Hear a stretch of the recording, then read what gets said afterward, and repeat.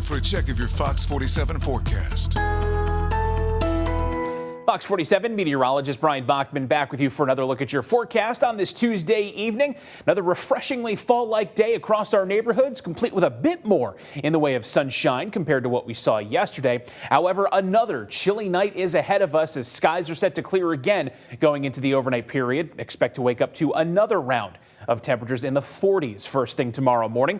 It will be sunnier overall and a bit warmer as we head into the day on Wednesday as our winds pivot from the northwest into more of the west-southwest and help to coax some slightly warmer air into the region for the middle of the week. Showers, though, and some possible storms will follow into Thursday as temperatures cool again with a cold front moving into the region. But as far as this evening is concerned, we're in pretty good shape at this point. You can see just some scattered clouds continuing to filter in on these northwesterly winds. There have been a couple of light showers. Looks like one actually developing in northern Clinton County up near St. John's. A few have tracked toward Perry and across the Jackson area.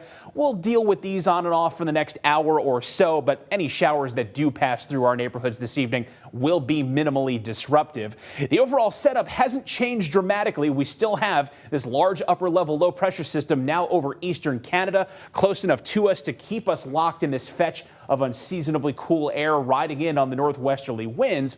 But we are preparing for a handoff between systems in the next 24 hours.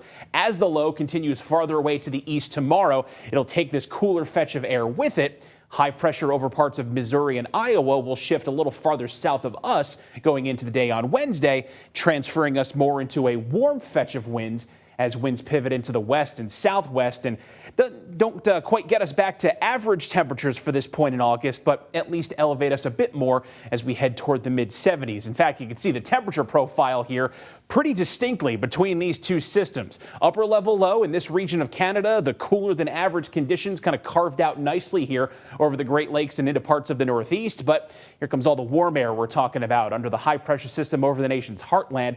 That air mass will migrate east into our area tomorrow. We're not heading for the 80s, but mid-70s looking more likely compared to the upper 60s to around 70 that we've had for high temps the last couple of days. But looking at tonight's weather on Futurecast here, we got a spot shower or two possible for the next hour or so. But like yesterday, pretty much all of that is over and done with by 8 o'clock. Skies stay clear into the late evening and overnight hours. And then Wednesday features plentiful sunshine amid a few scattered clouds going into the afternoon and early evening hours tomorrow. Clouds will then really start to build tomorrow night, and by the time we hit the morning commute on Thursday, with that cold front moving into the area, we'll wake up to some scattered showers, maybe even a few rumbles of thunder, and then some additional activity likely to develop going into Thursday afternoon and evening.